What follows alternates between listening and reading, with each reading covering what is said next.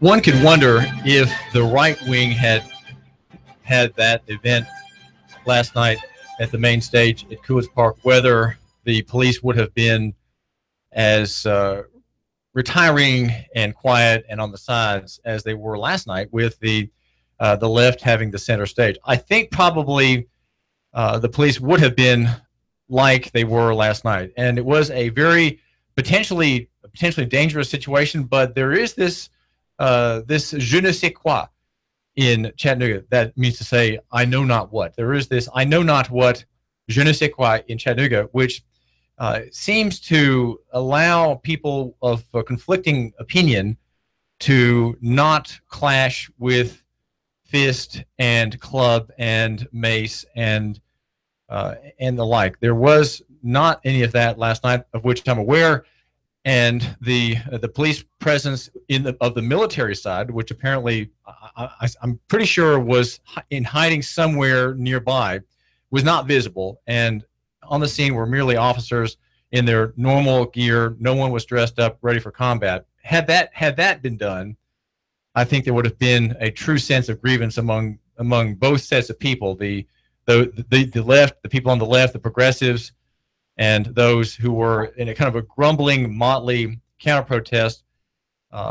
They would also, you might say, on the right, they also might have felt a sense of grievance against the city. And those kinds of presentation of arms are exacerbating of tensions. They do not work. And they remind the people of all persuasions how we are not a free people. Now, I say the idea of not a free people because that is an analysis that comes not from the progressives who sponsored the event. The event last night at Coolidge Park drew about 400 people. Maybe about 300 or so were of the right opinion, and that would be sort of progressive left, pro gay, pro lug butt, pro welfare state, right? Pro handout. That's the one party, and the other party, though, talks more about liberty.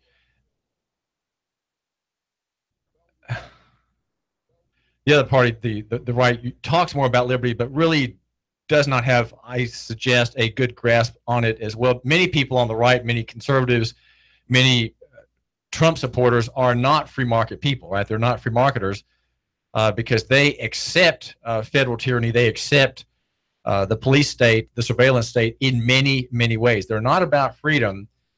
They're more about freedom for particular areas of the national soul, the national landscape that they in which they have a concern. But they're not, in principle, objecting to oppressions against liberty, oppressions against people who've done no wrong, right? And we have a call here. This is David Tulis. Call, you're live on the air. What's on your mind? I'm not impressed with Chattanooga police or the Chattanooga city government, because when the Nazis came to speak, they rounded them up in the corner where you couldn't even hear. Not that I like them. I despise Nazis and I despise the KKK.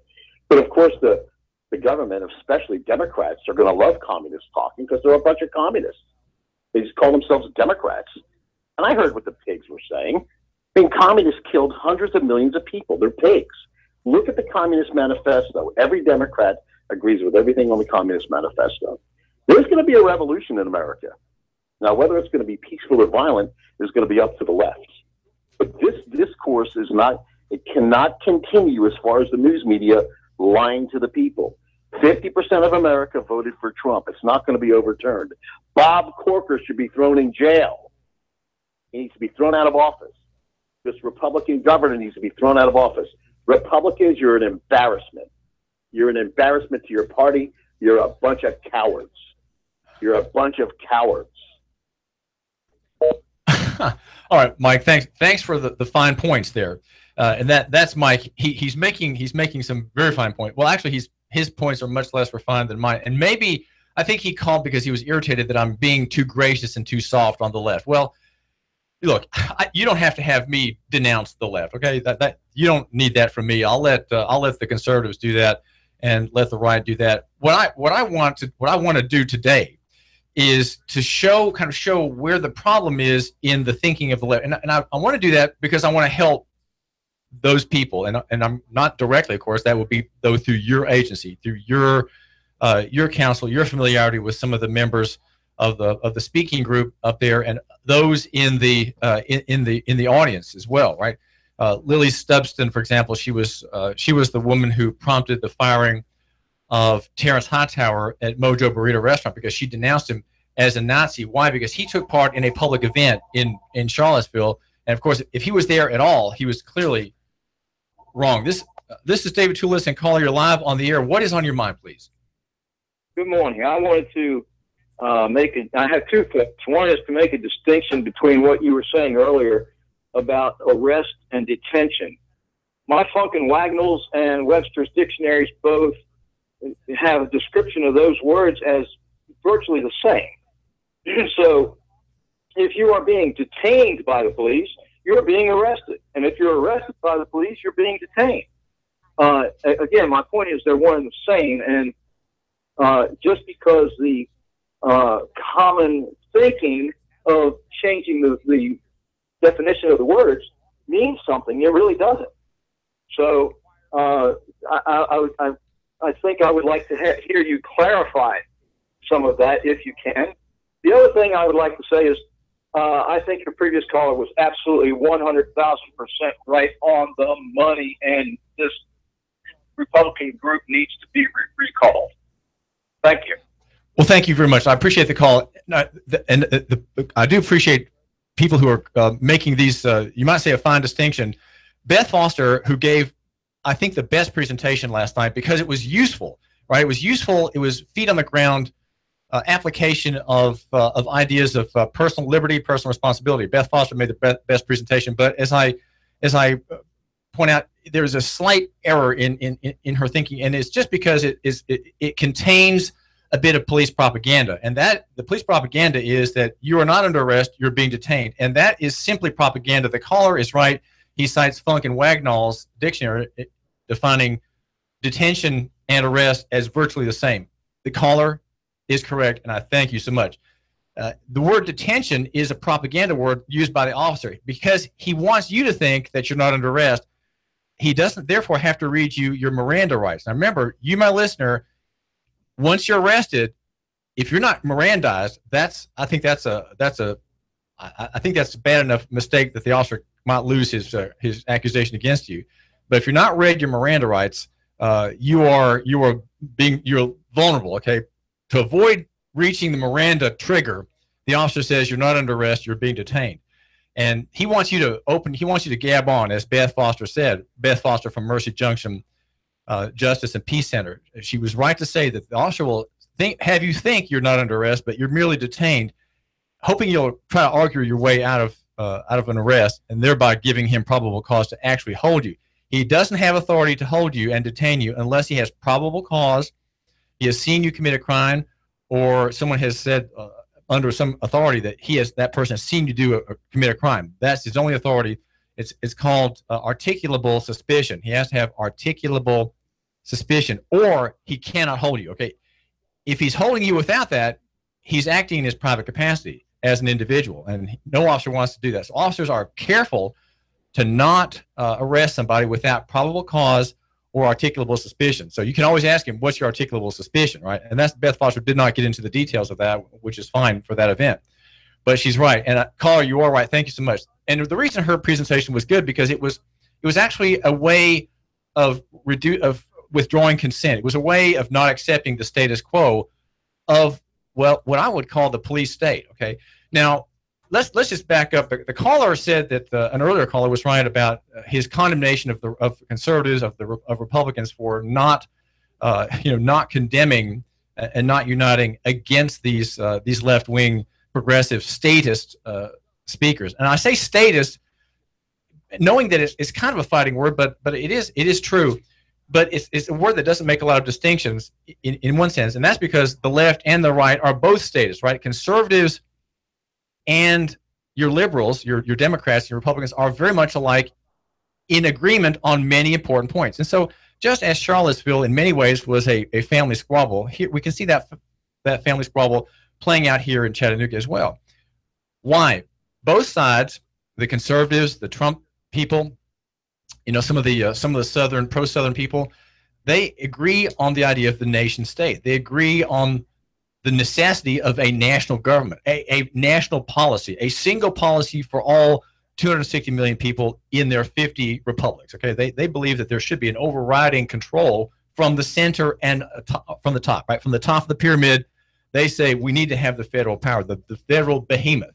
Both sides agree. The Trump people agree, and the grumbling left who somehow think that there's still systemic oppression against queers, right? The queers have won the day, and I was bemused somewhat at the presentations yesterday of queer speakers who gave airs that somehow they continue to be part of an oppressed minority. Well, they're not a part of an oppressed minority. They have opinion on their side. They don't have law on their side really, but they have opinion on their side. One of the speakers at the event was there were several. Ashley Henderson spoke, and of course we heard Maddie. I could not find that man's last name, and when I tried to run him down afterwards after he spoke, I lost track of him in the crowd. Another speaker was a man, clearly a queer, a man, Joel Willis from Sweetwater, and this man spoke almost as a woman. And this person had very sort of soft person. I bumped into this person as I was getting the name from him, and he said he identified as a he. So okay, since I don't know, I'll just go along with that. Joel Willis. Homosexuals are not an oppressed minority. They never have been. They've always been treated with great lenity across the country, and yet there has been a revolution in the law based on their claims of being oppressed. Lily Stubbston stood at the front of the crowd with her husband, or no, her wife, as she said. There is a webpage showing the pending nuptials in May, I think, between her and Miss Larson, her wife. They were speaking there. Lily got a coworker at a local restaurant fired for having taken part in a political rally in Virginia. So gays are not oppressed, and yet the argument by this event was that its members are oppressed, that they are under subjugation, and that the parties to blame are fascism, Southern independence, the Ku Klux Klan, racism, Nazism, and somehow in all the language, I think there's something missing, and the thing missing is any kind of clear analysis. Now, the event was not there the speeches were all short. They were exhortative in nature. They were not analytical. There were maybe about 10 of them. I don't have a clear number, but they were not trying to explain things. They were trying to exhort a combat. Now, there's some important points that I want to remember. I think perhaps the most important one is made by a retired Methodist minister. Charles Neal. I'm Charles Neal, Minister Emeritus, First Centenary United Methodist Church here in Chattanooga. I attended the rally tonight. My greatest concern is I didn't hear anything being said about the fact that Jesus would want us to love those who hate. That's so important because while we seriously disagree with the behavior of people such as Nazis and Ku Klux Klanners, Jesus would insist that we love them as people. In fact, Jesus once said, I didn't come for the well, I came for the broken. And Nazis and Ku Klux Klanners are pretty broken people. And I think if we can learn to love them, they may change their mind and not be such haters. This is a minister who I think put his finger on it best of all that I heard last night. There was no element of grace in what was being said. There was no willingness to compromise. There was no discussion to the listeners. Here's how you need to deal with people whom you think are oppressors. Rather, those who have a different opinion from you should not be tolerated. Do not tolerate them. And in fact, one one of the speakers said that you should go, and this was this. I think it may have been James, the red-shirted Socialist Party man, who said he said we're not. He said it's going to have to be our responsibility, our burden, and our duty to take this fight head on.